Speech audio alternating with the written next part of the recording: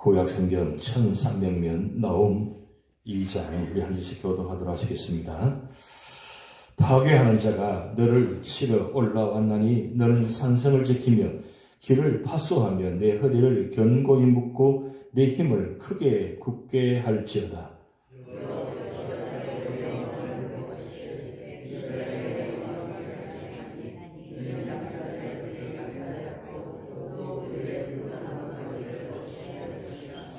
그의 용사들의 방패는 붉고 그의 무사들의 옷도 붉으며 그 항우를 부리는 날에 병거의 쇠가 번쩍이고 노숙나무 창이 요동하는도다.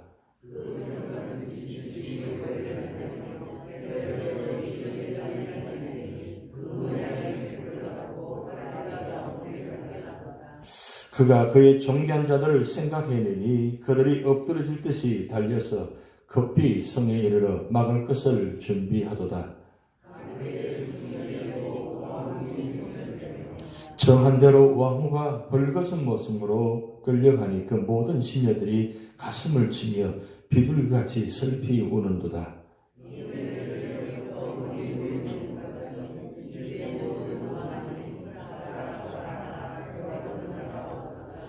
은을 노력하랴 금을 노력하라.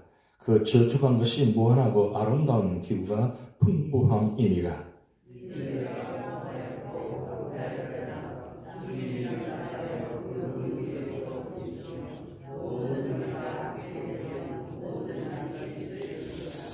이제 사자의 굴이 어디냐? 젊은 사자가 먹을 곳이 어디냐? 전에는 수사자, 암사자가 그 새끼 사자와 함께 거기서 다니되 그것들을 두렵게 할 자가 없었으며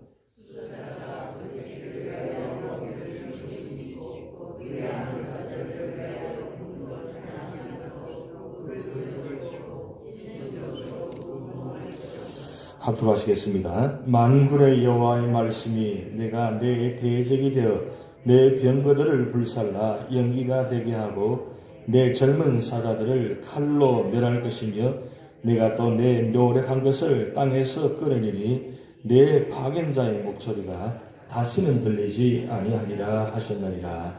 아멘. 사자성어에 이런 내용이 있습니다. 종두, 득두, 종과 득과라는 말이 있습니다.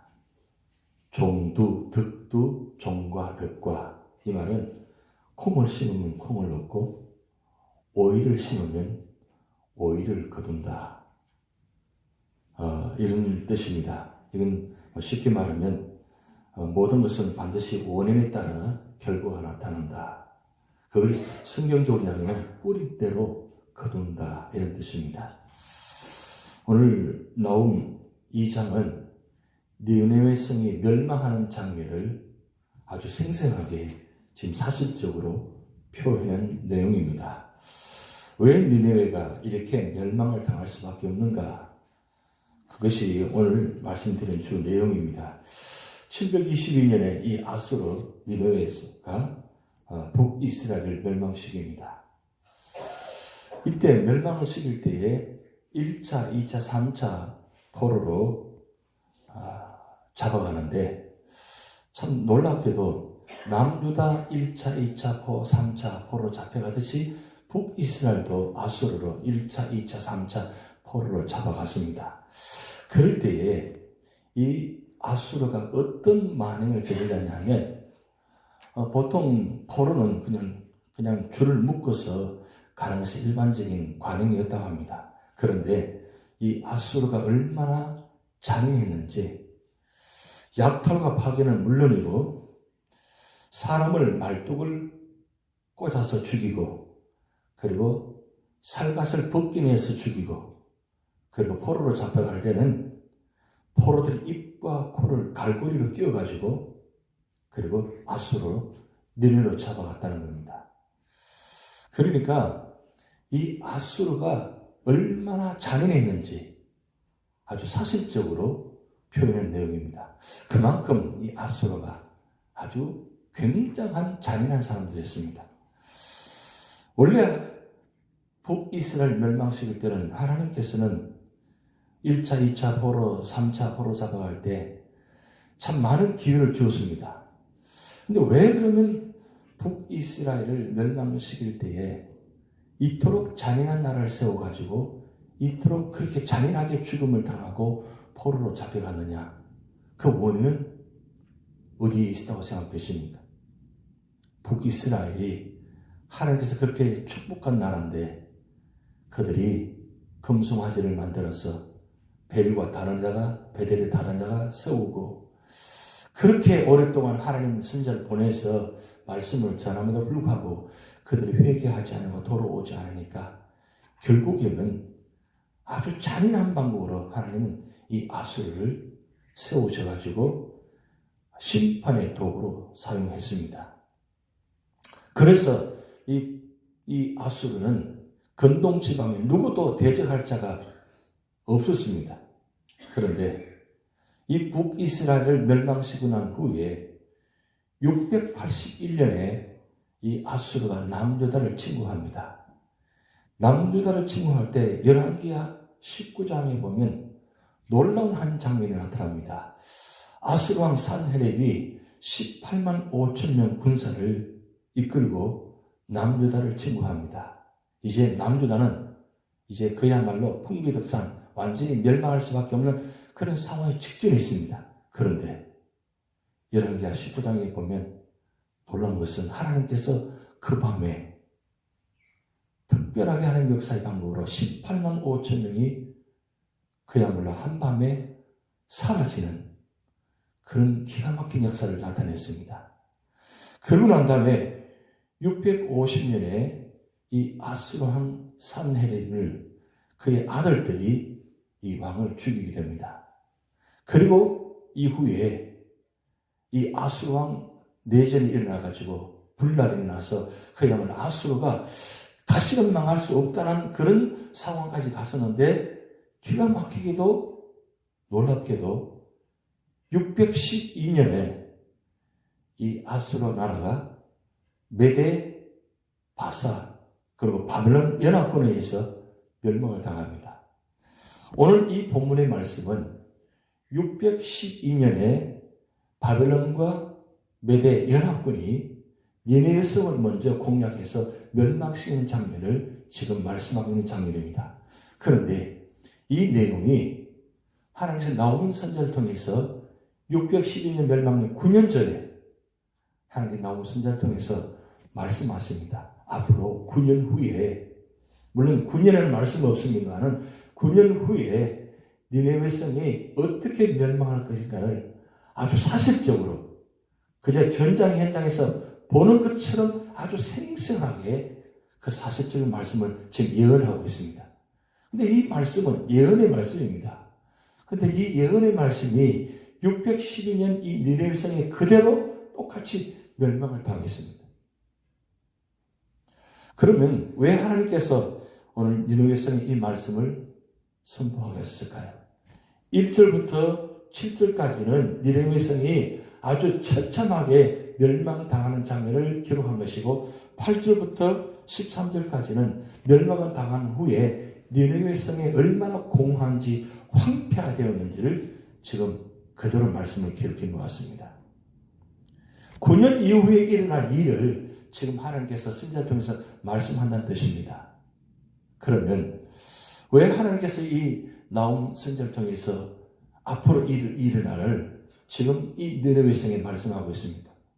니네웨는 아수르는 도저히 용서받을 수 없는 나라입니다. 그들의 만행이 얼마나 처참한지 누구도 용서할 수 없는 사람들입니다. 그럼에도 하나님은 이 니네웨 성을 멸망시키기 전에 선지자를 보내셔가지고 1차로는 이 1세기 전 700년경에 요나 선지자를 보내가지고 니네웨 성에 말씀 선포할 때는 그들은 회개하고 돌아섰습니다. 근데 100년 이후에 그들은 교만해져서 결국은 이 교만으로 말미암아 하나님 앞에 쓰임받는 도구로 세운 것을 불구하고 그들이 잘난 줄 알고 그들이 대단한 줄 알고 결국은 그들의 모습대로 결국 북이스라엘 멸망시키고 그리고 남유다도 멸망시키려고 하는 모습 가운데 하나님께서 이 남유다만큼은 멸망시킬 수 없습니다. 왜? 아직 때가 아니니까요. 아직 때가 아닙니다. 왜요? 하나님께서 이 남녀들을 통해서 하시고자 하는 일들이 있기 때문입니다. 근데 여기서 중요한 말씀은 하나님께서 쓰임받는 도구가 있을 때에 심판받는 도구로, 심판의 도구로 쓰임받느냐 아니면 축복의 도구로 쓰임받느냐, 결과는 전혀 다른 모습입니다. 아수르가 자기들이 행한 만큼 그대로 당하는 모습, 그래서 제가 종주덕도 종과 덕과라고 말씀드렸습니다. 뿌린 대로 거둔다는 것, 이건 하나님 법칙이자 성경의 말씀의 법칙입니다. 근데 중요한 건 우리 삶의 자리에 우리의 모습은 어떤 모습이 나오는 거죠. 기왕이면 우리는 어떻게 쓰임받아야 됩니까? 우리는 교회적으로나 개인적으로나 우리는 기왕이면 축복의 도구로, 구원의 도구로 쓰임받아야 됩니다. 왜냐하면 심판의 도구로 쓰임받으면 심판한 대로 심판을 당하기 때문입니다. 사실은 오늘 이 말씀은, 나온 2장의 말씀은 앞으로 아수르가 멸망당하는 뿐만 아니라 남유다가 멸망하는 장면도 보여주고, 그리고 오늘 우리를 통해서 이 말씀은 앞으로 주님께서 재림하시면 어떻게 멸망을 당할지 그 모습을 보여주고 있습니다. 성경은 예언적인 말씀이기 때문에 그 한 말씀도 우리는 놓칠 수가 없습니다. 결국 우리 삶의 자리에 우리는 어떤 모습으로 살아가느냐가 참 중요합니다. 내가 얼마나 씨앗을 뿌리는데, 봄이 되면 우리 씨앗을 뿌리잖아요. 씨앗을 뿌리는데 심은 대로 가을이 되면 거두게 됩니다. 그것이 우리 삶의 자리입니다. 그게 자연의 법칙입니다. 근데 이 자연의 법칙이자 하나님의 법칙이에요. 그런데 자연의 법칙은 심은 대로 거두면 반드시 거둔다는 그 법칙이었는데, 우리 사람의 법칙은 어떻습니까? 심은 대로 거두려고 하지 않아요. 심은 것보다 더 많이 거두려고 하고, 심은 거 아니라 다른 방법으로 거두려고 한다는 사실이에요. 그러니까 우리 삶의 자리에 언제나 결론을 보면 내가 뿌린 만큼 거두지 않은 데서 불평하고 불만하고 언제 우리 삶의 자리에 모습이 있다는 것입니다. 근데 중요한 것은 우리 삶의 자리에 어떤 모습을 살아가느냐, 하루하루 살아가는 모습 속에서 우리가 말과 행동과 삶의 모습이 그냥 지나가지 않는다는 거예요. 내가 말한 만큼, 내가 행동한 만큼, 내가 뿌린 만큼 반드시 거두게 하신다는 거예요. 그러면 오늘 우리 삶의 자리에 우리는 어떤 모습으로 살아가는 거죠? 어떤 모습으로 씨를 뿌리고 있느냐는 겁니다. 기왕이면 우리는 축복의 말을 하고 축복의 도구가 되고 축복으로 쓰임받아야 됩니다. 그래야만 그때 내가 되면 하나님 놀랍게 거두십니다. 여러분, 우리 사순들 통해서 우리가 한 가지 기억할 것은, 사순들 통해서 십자가 예수님이 못 박혀 죽이면 다 끝난 줄 알았잖아요. 유대인들. 심지어는 십자가에 못 박아날 때 빌라도가 손을 씻으면서 이 죄를 나는 상관없다고 할 때 그 유대인들이 뭐라고 이야기했습니까? 이 죄를 우리 후손들에게 돌리라고. 그렇게까지 말을 했습니다. 결국 어떻게 됐습니까? 그들 손에 있어 십자가 못 박았습니다. 결국 그들이 어떻게 됐습니까? 그 십자가에 못 박고 그들이 한 말 그대로 후손들이 거두고 있잖아요. 역사적으로 우리는 보고 있습니다. 그것이 나와는 상관없다고 아닙니다. 오늘 나와 상관이 있다는 말씀입니다. 그래서 시편 126편의 말씀 보면 눈물을 흘리며 씨를 뿌리는 자는 기쁨으로 거두리로다. 눈물을 흘리며 씨를 뿌리는 자. 이 눈물이 무슨 눈물입니까? 새벽마다 나와서 우리가 눈물을 흘리며 기도하고 있잖아요. 이 눈물이 무슨 눈물입니까? 그게 우리 어떤 눈물입니까? 그 눈물을 흘린 만큼 우리는 거두게 되어 있습니다. 기왕이면 이 눈물이 용서의 눈물이 되시기 바랍니다. 감사의 눈물이 되시기 바랍니다. 은혜의 눈물이 되시기 바랍니다. 구원의 눈물이 되시기 바랍니다.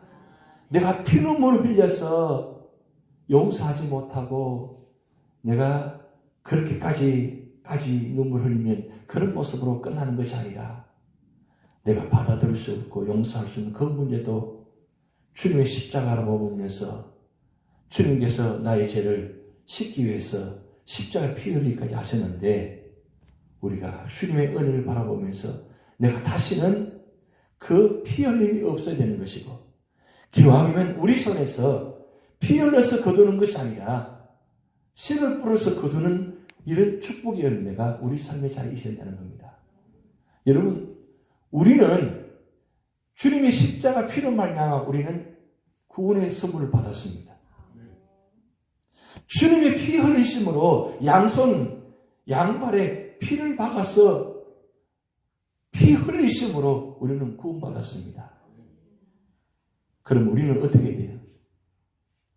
그런 죄의 피 흘림이 없어야 된다는 거죠. 기왕이면 기쁨의 눈물이 있어야 되고 감사의 눈물이 있어야 되고 구원의 눈물이 있어야 그것이 기쁨으로 거둘 수 있다는 것입니다.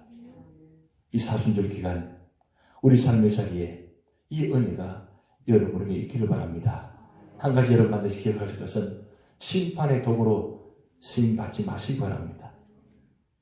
우리는 축복의 도구로 구원의 도구로 쓰임받아야 진정한 믿음의 사람이고 진정한 구원의 사람이고 진정한 축복의 사람이 될 줄 믿습니다. 다 주기도 하시겠습니다. 하늘에 계신 우리 아버지여 이름이 거룩히 여김을 받으시오며 나라가 임하옵시며 뜻이 하늘에서 이룬 것 같이 땅에서도 이루어지이다. 오늘날 우리에게 일용할 양식을 주옵시고 우리가 우리에게 죄진 자를 사하여 준 것 같이 우리 죄를 사하여 주옵시고 우리를 시험에 들게 하지 마옵시고 다만 악에서 구하옵소서. 대개 나라와 권세와 영광이 아버지께 영원히 있사옵나이다. 아멘.